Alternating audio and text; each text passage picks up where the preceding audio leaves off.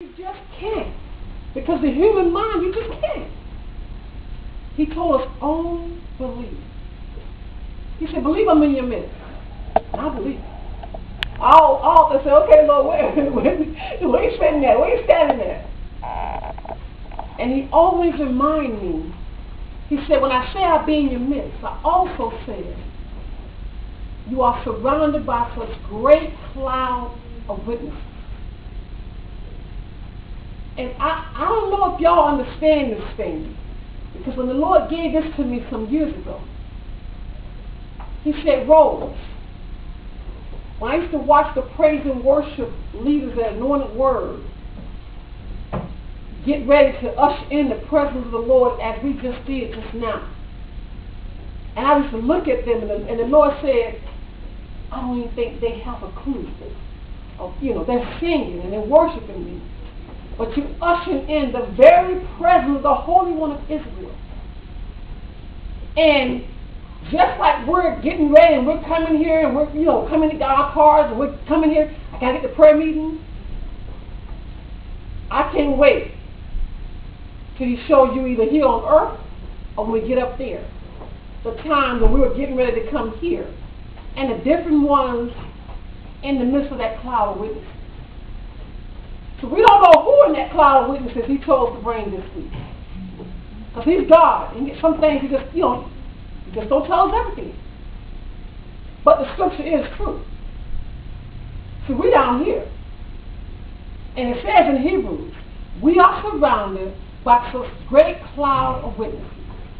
And then it also said, be mindful to entertain strangers. For some have entertained angels unaware. So now if you get a revelation of these two scriptures in the Testament, if you get a revelation of that's deep. That is deep. It's like, okay, Lord, who's in that cloud of witnesses? We're down here. And there's some witnesses witnessing us praising God right now. And I often say, well, Lord, who's in that cloud of witnesses this week? And even when I'm just ushering in the presence of the Lord, if I'm here by myself, it don't matter if I'm here by myself, I know it's standing room. You can't get in here. If you can see with your spiritual, Jesus. Oh, glory. If you can see with your spiritual eye, you can't even get in here. He allowed us to see because we're down here, but really there's no seats available. There's no seats in this place available. And I'm really excited about tonight because the Lord instructed me, something else to start in the month of July. And then this is the first week of the month of July, the first Friday. And this wasn't one of the Fridays I was supposed to be here. But he instructed me earlier this week. He said, because we haven't been here in the last 2 weeks, he's instructed instructions to those who were speaking that had a word from the Lord. He told me, he said, Rose, he said, when I told you back in 2009, at the end of 2009, when I told you 6 months, word coming forth from different speakers, he said, it don't matter if we got down to the last month, which was June, of that all those speakers were speaking for 6 months. And they had a word. I don't know if you kept taking notes. But phenomenal things went forth in these last 6 months. And the Lord said to me, just because the building happened, the air conditioning, leaked the floor, whatever happened, then we had prayer meetings the last few weeks. He said, I didn't change my order or what I told you to do in 2009 of December. I didn't change. So that's why he instructed us to come back this first Friday of July to finish up what he wanted to say to us 2 weeks ago. And I said, okay, Lord, and you have to confirm that thing with me. And he just started speaking, giving me dreams and visions and just telling me all kind of stuff. And I'm like, God, you truly changed not. It don't matter what happened. Like, I often think about the hurricanes in different places and stuff.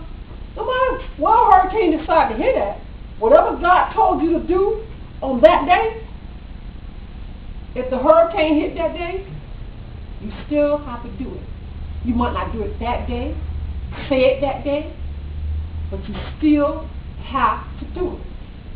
Because God Almighty ordained you. He called you, He told you to. It don't matter if, like I said, well, so-and-so is sick. My child is sick. And I can't. I'm here to tell y'all. When He said, forsake all for the gospel, if so-and-so sick, your beloved loved one, mama, sister, brother, cousin, that you love so dearly, if the Lord Almighty has given you instruction and told you to do something, you need to make sure. You see about mama, sister, brother, cousin, children, you see about them.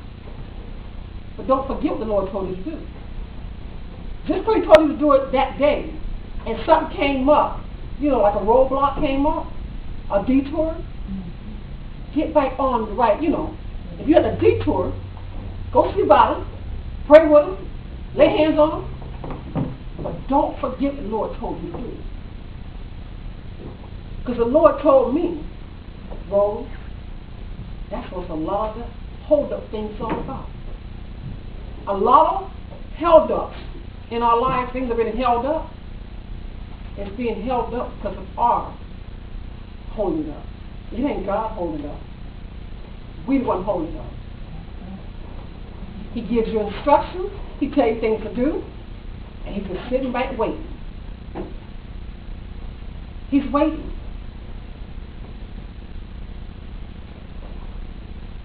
I was instructed for many years now. Always give people the Ephesian prayers. And for some of y'all who know what the Ephesian prayers are, those are some of the most powerful prayers that you can pray over anybody. If you want to see them change, radically change for Jesus. And you don't sit around and pull God at the neck, the collar and say, okay, God, I prayed it when it's going to happen. No. Carry on about the Father's business. The time and thing belongs to God. But guarantee it will happen.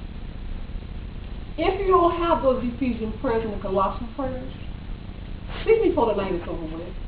If you got anybody that's still acting the fool, that have not come into the right mind, the mind of Christ, you need to start quoting the Ephesians and the Colossians prayers for them. When you read it, everything it said it would do is going to do it. It's going to do it. I told y'all how my sister-in-law planned the wedding without the groom. She didn't have no groom. And people say, why are you so sold out? Why? I was raised in church like most of us was. That's not the reason why I'm the way I am. I have praying family, grandparents, and I know that DNA is in me, the prayer warrior. Come from a string of prayer warriors. So I know that I take a part of it too. But when you sit back with your own two eyes, and you watching something, and you watching one of your good friends say, oh, by the way, I'm getting married. Really? Last I heard, you ain't got a boyfriend. Oh, my mom, we're going to get the dresses. Oh, we're stopping by the church and booking the church. Big size church. Oh, we rented the hall. What? Who for y'all to do all this? Oh, God told me February 22nd, I'm getting married. Now I'm supposed to catch a flight back to Las Vegas.